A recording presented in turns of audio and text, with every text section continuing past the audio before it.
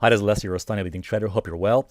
Now, as we saw last week on Thursday, major drop and a plunge on the price of Bitcoin, and I want to examine in this chart, in this video, in fact, what this drop could potentially mean. So let's examine this. Now, I want to make this very clear. I don't think that this drop in Bitcoin was just an accident, because there was certainly some connection between this and what we saw on the stock markets. Take a look at this. Last week, as I showed you in my video, and in fact we discussed this in a separate video, we saw a tremendous sell-off in the stock markets, the major stock markets, the Dow and the S&P, as you can see here.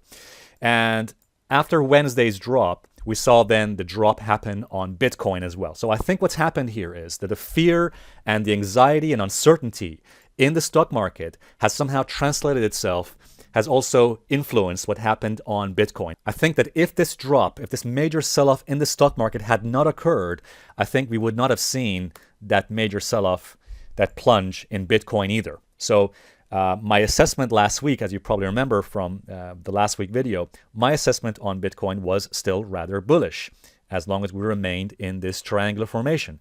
I don't think Bitcoin would have sold off as hard as it did had it not been for the sell-off in the stock market. So I think there is some correlation. And some of you have asked me, what is the correlation between the stock market and Bitcoin? We'll discuss this in a separate video. But I think certainly the sell-off in the stock market has spooked a lot of investors. And as a result, we've seen selling, not just in the stock market, but also in Bitcoin as well. By the way, notice that even though Bitcoin had this sell-off last Thursday, but look what went up on the same day that Bitcoin dropped. Gold rallied. Look at that. I mean, that is very interesting indeed. And that is something to keep in mind, guys, because there's certainly some kind of correlation here, and perhaps an inverse correlation here, between what's happening on the Bitcoin and the stock market on one hand and gold. So remember, guys, that the markets are a zero-sum game. Money does not just disappear. When there's a sell-off happening in one market, money is often flowing into a different asset class. In this case, it seems that this drop we've seen in the stock markets and in Bitcoin, money is shifting into what the traditional safe havens are, traditional safe havens like gold and silver. So we've seen the strength happening on the same day that Bitcoin dropped. We've seen strength rally in gold. So there seems to be this transitioning of money, flow of money out of Bitcoin, out of stocks into gold. So guys, keep an eye on what's happening here on gold, because it could certainly be a very useful clue as to what happens in Bitcoin down the line. By going to the chart of Bitcoin here, look, here's what I would say. Firstly, is it the end of the world for Bitcoin? No, it's not. Because firstly, let's just remember one fact. Yes, I agree. This chart of Bitcoin does not look good at all. All right, but let's not forget this, that the seasonality of Bitcoin, and I know some people don't like seasonality, but look, it is an important factor to bear in mind that bullish seasonality for Bitcoin kicks in the second half of October. Not the first half, but the second half.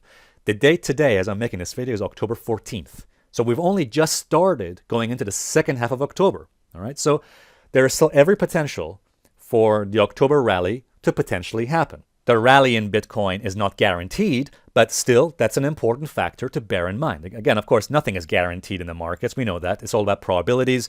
It's not about certainties. And also, let's not forget this. Despite the drop we've seen in Bitcoin, we're still above the 6,000 level. Okay? So we have not yet come down to the 6,000 support level here. Okay, so we're still quite a distance above that level. I would say this: if Bitcoin were to drop down, if we see continued selling pressure down to 6,000, yes, that would definitely change the perspective. Because here's the thing: if Bitcoin were to drop down to 6,000 and starts to move below 6,000, then that would certainly change the picture into a very bearish perspective. If that happens, and again, I'm not saying it will, but if that happens, I think the odds of a Bitcoin rally in October are going to tremendously vanish. That probability will drop significantly. So guys, in order for the bulls to be able to push Bitcoin back higher, we need to remain above 6,000. And I would say this, I would say we need to remain above where we are right now and not fall below Thursday's lows. Put it this way, if we see further selling pressure in the stock markets, so if the stock markets, keep an eye on that, by the way. If the stock markets continue to sell off and we see more money going into, for example, gold, that certainly might be a bad sign for Bitcoin as well. All right, because there's certainly some correlations happening there, something happening there which we need to keep in mind. So as long as Bitcoin can protect itself above that Thursday low, above the 6,200 level, there might be some rescue for Bitcoin down the line. But at the moment, I have to admit, the chart does not look good. We need to see some evidence of Bitcoin actually getting back above resistance. By the way, one important thing I want to mention in this video is this, which is that often when people watch these videos, now I know that the majority of my viewers, I know the majority of our viewers and subscribers are sophisticated and intelligent people. But there are, of course, some very inexperienced and naive people out there who think that traders should never change their minds, that professional traders must stick to one analysis and just that. As I'm sure you already know, that is completely false and untrue. Professional traders change their minds all the time because the facts change all the time as well. So remember, when the facts change, we must also change our minds with the facts. If you don't do that, if you don't change your mind with the facts, then that is not only irrational and illogical, it is also stupid. All right. So when the market is offering us new information, and remember, the market is always right.